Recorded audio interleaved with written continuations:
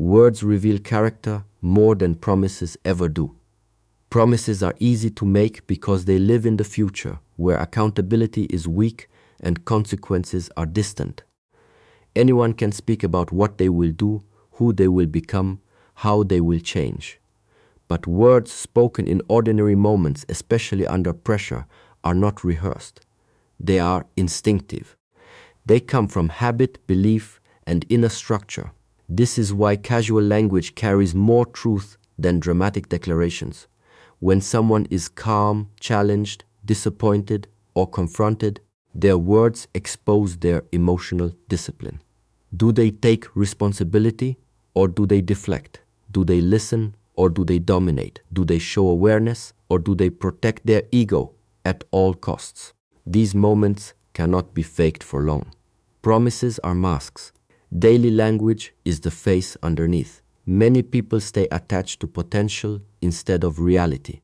They hear promises and imagine a future version of someone that does not yet exist. But character is not built in imagination. It is built in repetition.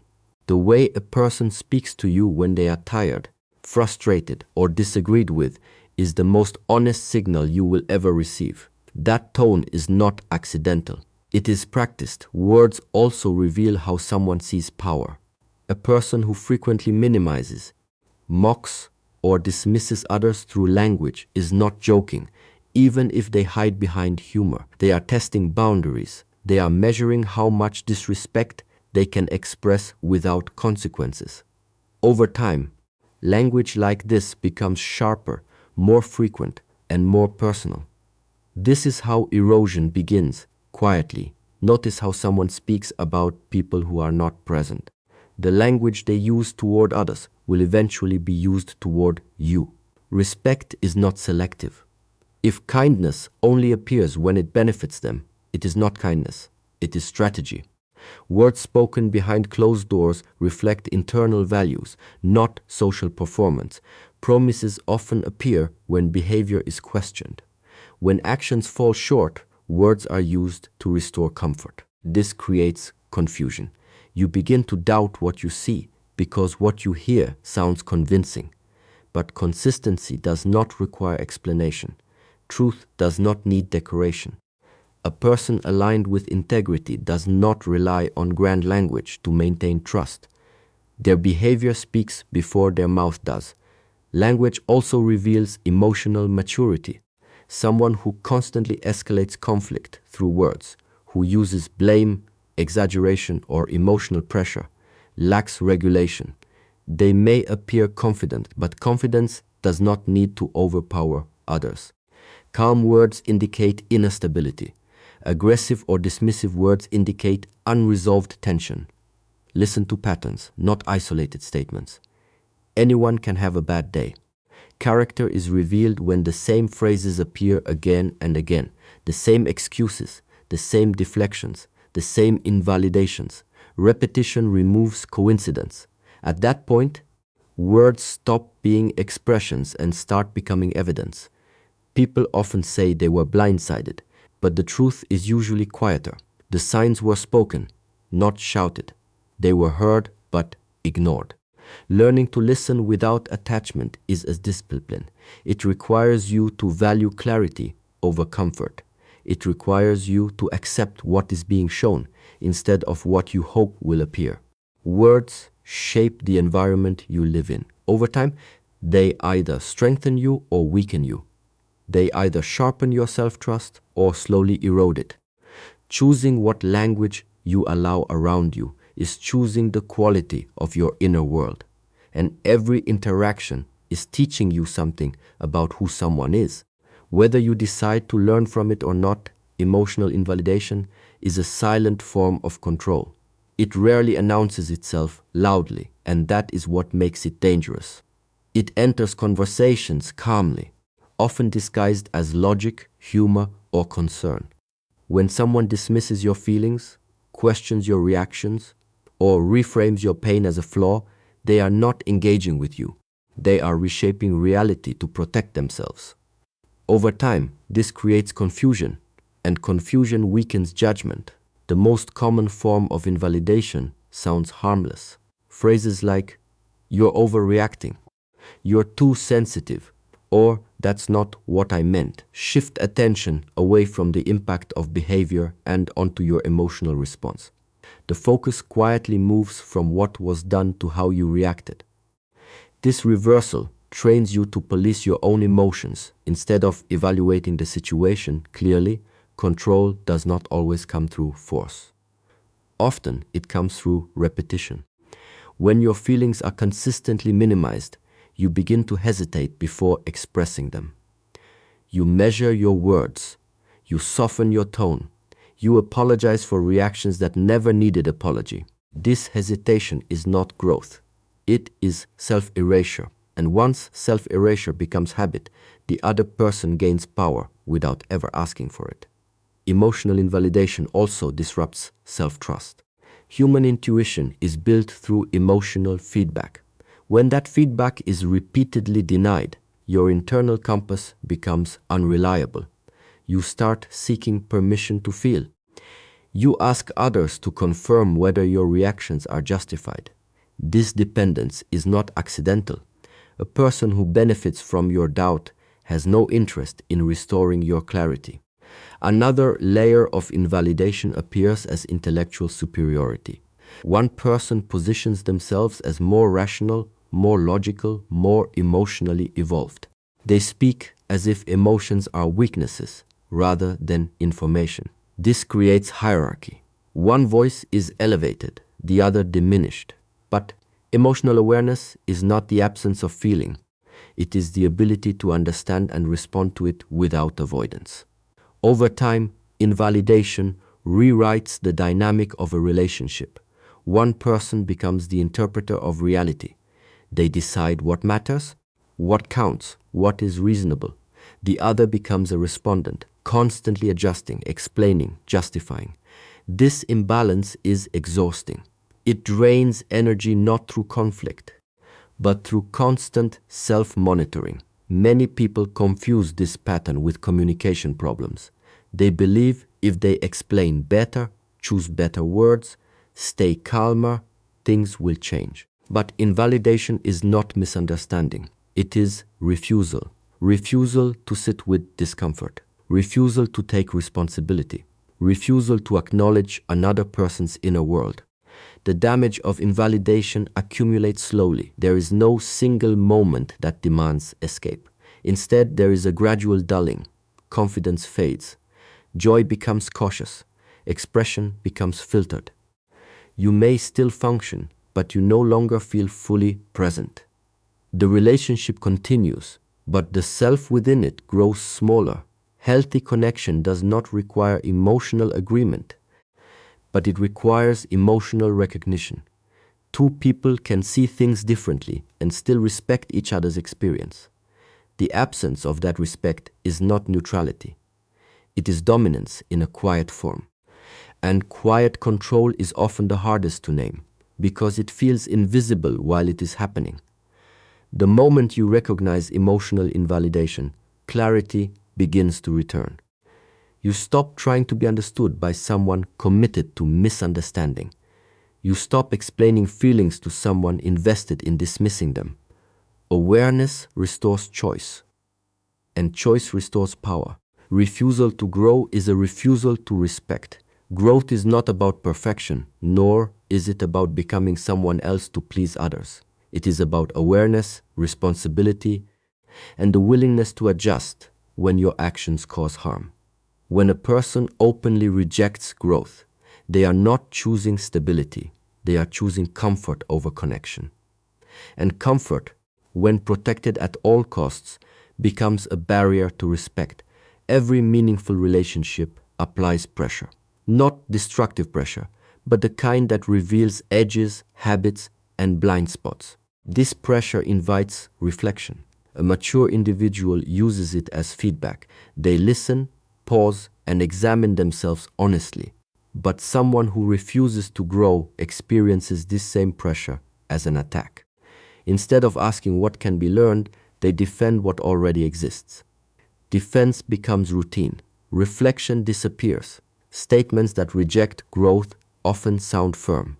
even confident. They are framed as self-acceptance, authenticity, or strength. But true self-acceptance includes accountability. True authenticity allows evolution. When a person says they will not change, what they are really saying is that your experience will never matter enough to influence them. That is not self-respect. That is self-centeredness. Over time, this refusal creates imbalance. One person adapts, reflects, and adjusts. The other remains unchanged. The adaptable one becomes exhausted. They carry emotional labor, conflict resolution, and compromise alone. The static one remains comfortable, reinforced by the other's effort. This dynamic is not equal, and inequality slowly erodes respect on both sides. Growth requires humility. It requires admitting limitations, mistakes, and patterns that no longer serve. A person who avoids growth often fears exposure. Change threatens the identity they cling to. So they lock themselves into rigid behavior and call it who I am. But identity is not fixed. Character is shaped by choices made repeatedly. Refusing to examine those choices is a refusal to mature. In relationships, growth is not optional. Even silence is a form of development. Every interaction either deepens understanding or increases distance. When someone refuses to grow, distance becomes inevitable. Emotional needs go unmet. Conflicts repeat without resolution.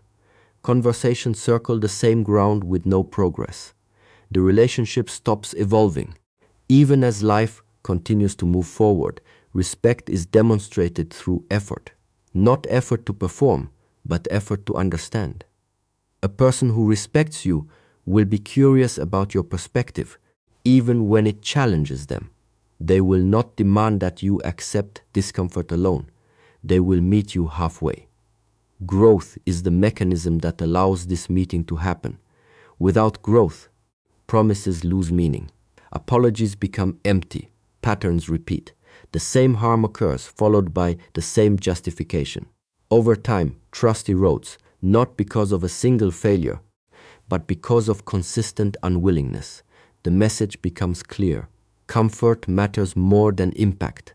Many people mistake endurance for loyalty. They stay with someone who refuses to grow, hoping time will soften them. But time does not change those who avoid reflection. It only reinforces patterns. Growth requires intention. Without it, the future will look exactly like the past. Choosing to walk away from someone who refuses to grow is not abandonment.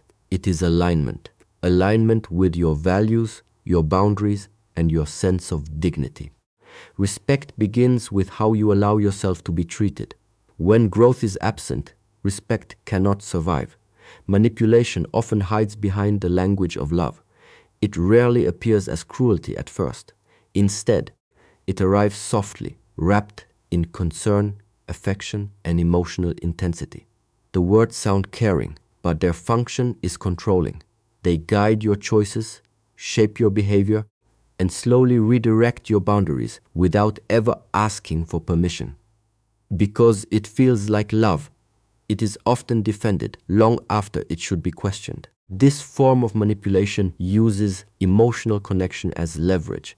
Affection becomes conditional. Approval is given when you comply and withdrawn when you resist. Over time, you begin to associate harmony with obedience.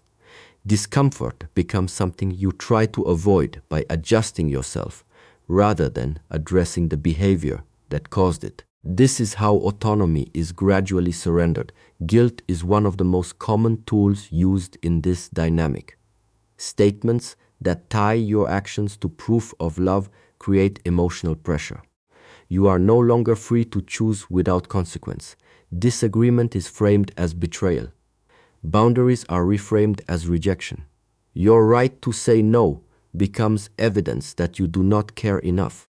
In this environment, love stops being a shared experience and becomes a performance. Another subtle tactic is urgency. Love is used to rush decisions, escalate commitment, or bypass reflection. You are told to trust feelings over facts, emotion over time. When speed replaces understanding, manipulation thrives. Healthy connection allows space. It does not demand immediate sacrifice to prove sincerity. Language also plays a powerful role. Words like always and never exaggerate reality and trap you in extremes. Praise may be excessive at first, making you feel uniquely seen and valued. Later, that same intensity is used to make withdrawal feel devastating. The contrast creates dependence. You chase the version of love you were shown at the beginning, believing it can be restored if you try harder. Manipulation through love often isolates. Your concerns are dismissed, and outside perspectives are subtly undermined. Friends are portrayed as threats. Advice is framed as interference. You are encouraged to rely on one voice for clarity, comfort, and validation. Isolation does not always mean physical distance. It can exist emotionally, where your inner world becomes shaped by another's approval. What makes this pattern difficult to recognize is the absence of overt harm. There may be no shouting, no insults, no visible cruelty. Instead, there is confusion. You feel responsible for fixing tension you did not create. You question your intentions, your reactions, your worth. You explain their behavior more than your own needs. Love, in its healthy form, expands you. It does not require you to shrink to maintain it. It does not punish honesty or fear independence. It allows disagreement without threat. When language that claims love consistently leaves you feeling anxious, indebted, or afraid of loss, it is not nurturing connection. It is conditioning compliance. Awareness begins when you separate words from effects.